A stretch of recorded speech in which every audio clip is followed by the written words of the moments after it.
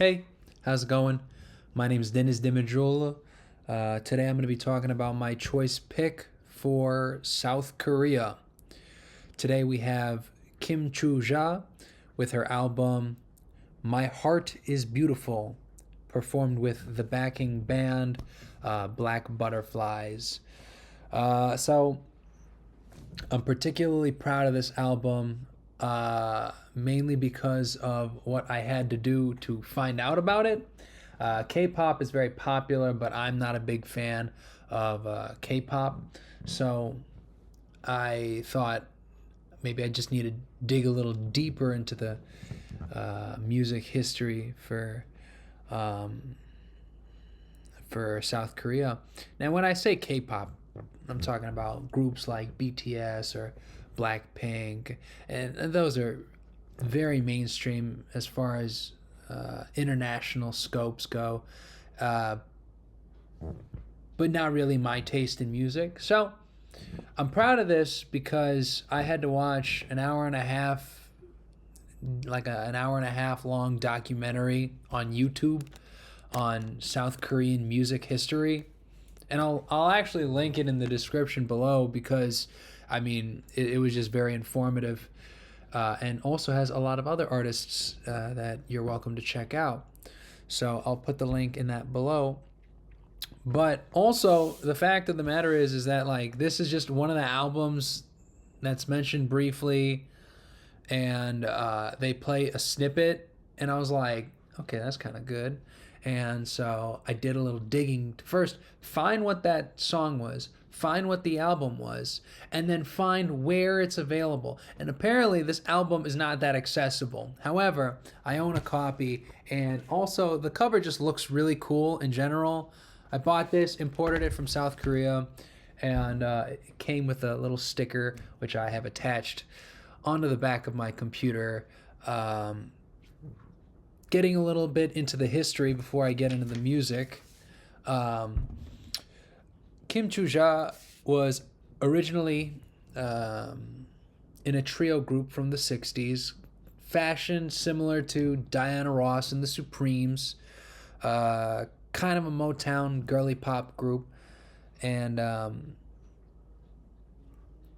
eventually, like a lot of the 60s musicians in America, they transitioned into a little more of a psychedelic rock scene. Well, I'm not sure if the pop groups really did, but they definitely transitioned a little bit more into a funk, psychedelic sound in the 70s. So, with that, in the 70s, she came out with this album, and it's a big deal because she collaborated with an artist named Jung-hyun. A little bit of history about Jung-hyun. He's a famous guitarist and producer that came out of the 60s and 70s. And I don't know how to describe him, but in the documentary, it does a better job of describing his significance in South Korean music from the 60s and 70s. Basically, anything this guy touched was golden. I mean, he's contributing some of the songwriting in this album, but also he's playing the guitar on this album, and you can hear that this is definitely a talented guitarist, right? So the thing about artists like Choo Ja or Jung-hyun is they were really popular in the early 70s, 60s.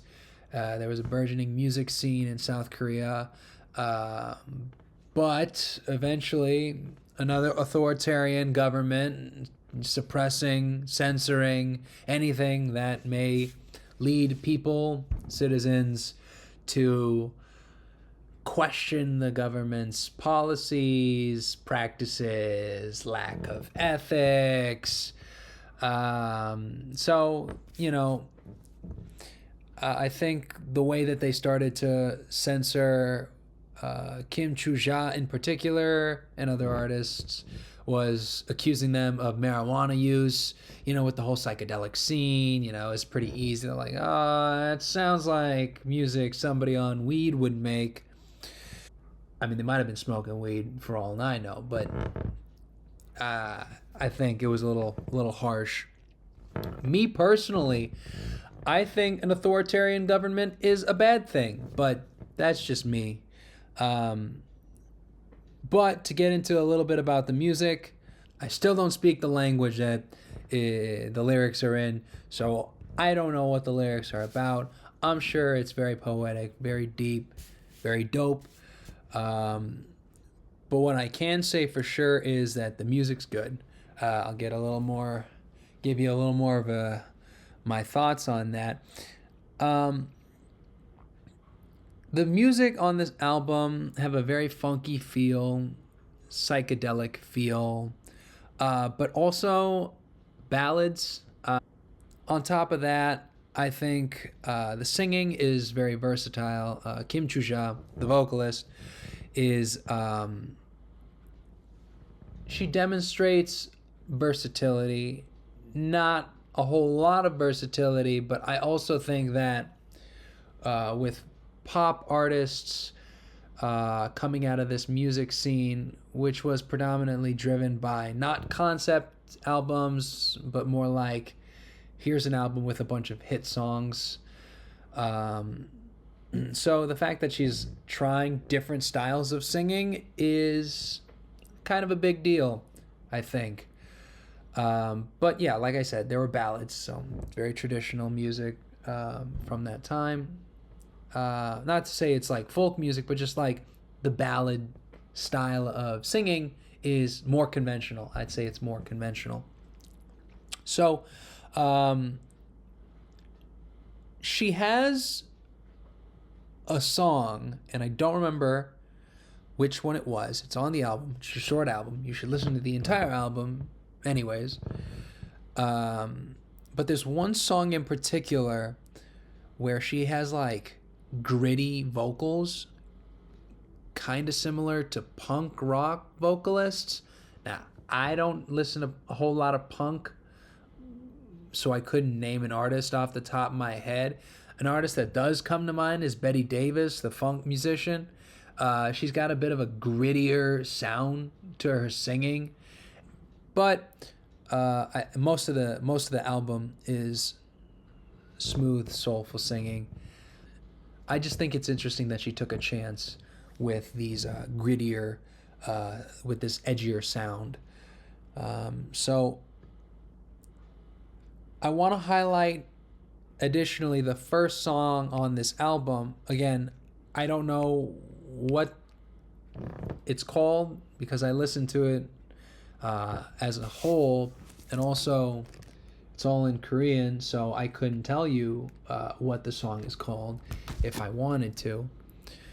But track one has this cool little bit where the vocalist trades off with the guitarist, and the guitarist is kind of doing some noodling, a little soloing. But it's like, I don't know, 5 seconds of singing, and then 5 seconds of a guitar solo, and 5 seconds of singing, 5 seconds of guitar solo. And remember, the guitarist is Jung-hyun. And I think in the first song alone, you can hear the talent of the guitarist, and the trade-off is like a conversation between musicians. So, really cool album. I'm gonna play a little bit of it right now.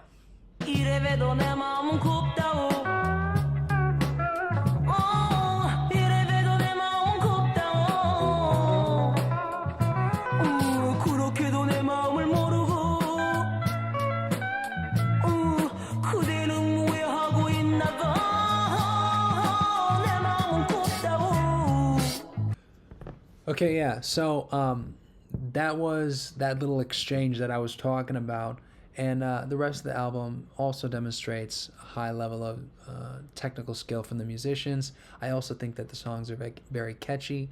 They're shorter for sure. The album's about like 34 minutes long, and now we're gonna shift gears for a second opinion. All right. Welcome, my guest, Michael Douglas Long. Hello.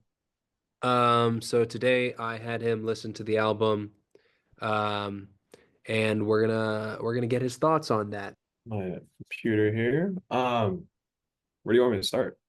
Start wherever, man. So honestly, as I was going through it and kind of like thinking about it in a couple different ways, I liked it a lot, first off. I want to start with that. I noticed as I tried to like describe it in different ways, I sort of kept tunneling myself into this notion that it kind of puts me in this like when I like listen to the album, I kind of put myself in the world of like Cowboy Bebop. Hmm. You know what I mean? Yeah, It's yeah. very like vintage. It's when I listen to it, I picture like myself put into that kind of world where it's like a vintage understanding of what the future would look like. Um, Mostly because that is very similar to like the kind of music that Cowboy Bebop has, where it has a lot of the guitar, like sort of like jazz, but more not quite jazz, but like a lot of like saxophone and guitar licks. Um, So when you say like vintage futuristic look, like Cowboy Bebop, I mean that's like Back to the Future, basically, right? Like yeah, yeah, it's yeah. what people from decades ago thought the future would sound like or look like. That's kind of the feel that you're thinking, right? Kind of like that So, flying cars and like a giant bubble in space type. yeah, yeah, the thing we were supposed to have, but alas, we're still on land. Yeah, yeah, yeah. Um, okay, yeah. Did you have like a favorite part? Like, honestly, I listened to it as an album and like as a record, so I couldn't really parse out the tracks. And also, I have no idea what the song names are because it's all written in Korean. So Hence I your want to ask, issue. I want to ask you what was your favorite track, but that'd be too difficult. Yeah, of course. It was Yeah, go ahead, butcher it real quick. I don't even know what sounds to make. It's like Yeah, seven in a like in a it's all in line and a characters, square at the 28 bottom. Yeah. characters. Um, But honestly, I kind of it's hard to pick one. I really like how somewhere in like the earlier tracks have a lot more like upbeat. Yeah, it's more like upbeat tones to it, and then it transfers into more of like a more calm, soothing, and more like relaxed kind of vibe. And it kind of helped a lot with that like Cowboy Be when I going back like listening to it again after like thinking about how it kind of reminded me of like Cowboy Bebop and like that kind of like space dome kind of or like in the city like yeah. a giant floating city kind of situation. I could definitely see like how it just lined up very well with how I picture a day in like that kind of world would go, where like it's kind of like a lot of like bustling city, Mhm. very busy, but like very exciting. And then all of a sudden the night like quiets down and it's very like calm, relaxing. You're like in some like bar, like like a quiet bar or coffee shop or something. It's very like calm and relaxing. Like that transition I think was probably my favorite part, not so much any particular track. Okay. So that's like an element of the album that you appreciated. Yeah.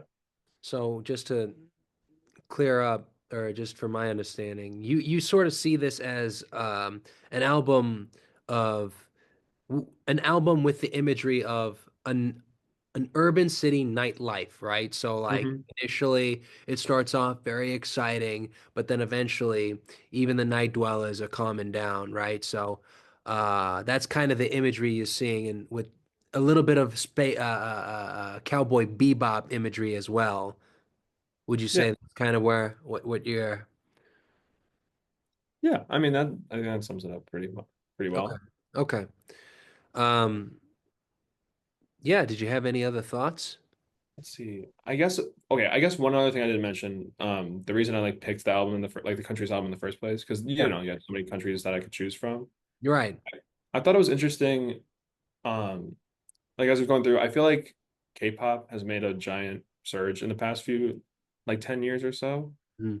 And I had already gotten like a good understanding of like what modern K-pop sounded like. So I was wondering what especially the kind of music, because I know what kind of music you listen to in general, and I was curious what that kind of music, what album you would pick from South Korea, and how Hmm. that would compare to like modern K-pop. And honestly, actually, another thing that I was kind of surprised by was how not similar it was to K-pop, but how similar it was to what I would hear in like American rock and Yeah. jazz, somewhere in between the two. Yeah. Yeah. I was surprised at how similar that was because Yeah. yeah, had so from so far away. And honestly, in my mind, I picture like those two like countries that far away, and like with that like less communication between the two back Yeah. then. Yeah. I Yeah. figured it would be a little bit more different. But I was surprised by how similar those two, or how many similarities they had. Yeah, man. Um, you didn't think I would pick a BTS album? It's a 1970s BTS album.